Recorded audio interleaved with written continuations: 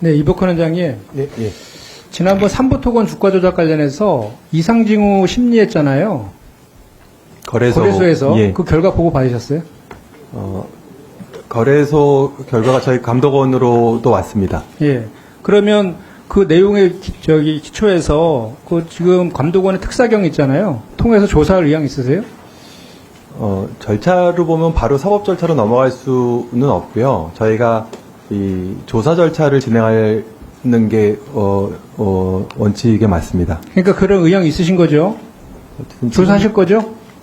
넘어왔기 때문에 넘어온 거 자체가 조사의 시작의 단초가 되기 때문에 지금 조사를 하고 있다고 말씀드릴 수 있습니다. 알겠습니다.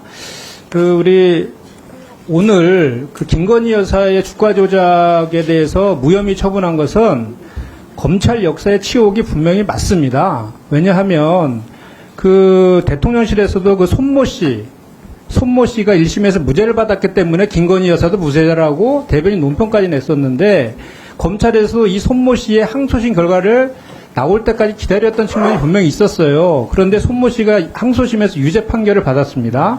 이 손모 씨는 손실을 봤어요.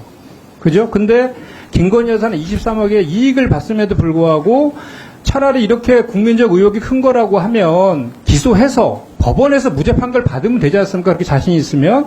그런데 검찰 단계에서 이렇게 김건희 명품백 그 무혐의 처분에 이어서 또 이렇게 한 것은 이건 대단히 잘못된 것이고 이것은 국민들이 정말 엄청난 심판을 할 것이다라고 본 의원은 생각하고요. 우리 민주당에서도 김건희 특검법을 할 수밖에 없는 명분을 다시 한번 확인시켜줬다라고 본 의원은 생각합니다. 오늘 김건희 여사 검찰의 불기소 결정에 대해서 많은 야당 의원들께서 질타를 하고 계시는데 이 과연 정무위에서 논의될 사항인지 법사위에서 지적을 해야 될 사항이 아닌가 그런 생각이 드는데 오늘 너무 정치 공세 일변도로 가는 것이 아닌가 이런 생각이 듭니다. 보십시오. 윤석열 대통령이 검찰총장 후보로 지명되었을 때 그 청문회에서 우리 당 의원들이 이 김건희 여사의 주가 조작 의혹에 대해서 문제 제기를 했습니다. 그 당시에 문재인 정부의 법무부 장관 그리고 그 당시 민주당의 법사위원들이 아무 문제 없다고 적극 옹호하고 비호했던 사건입니다.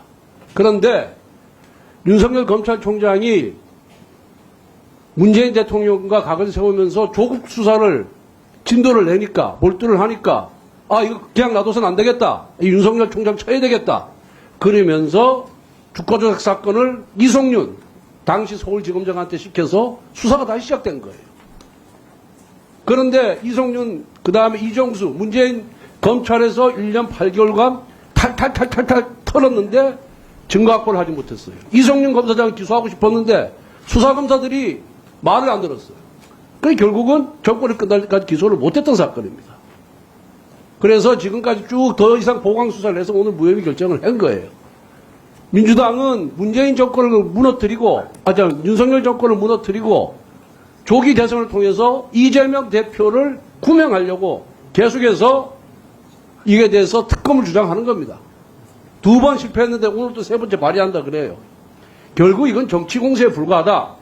이 말씀을 드리고 금감원장은 사건 내용도 모르고 수사 기록도 못 봤는데 무슨 답을 할 수 있겠습니까?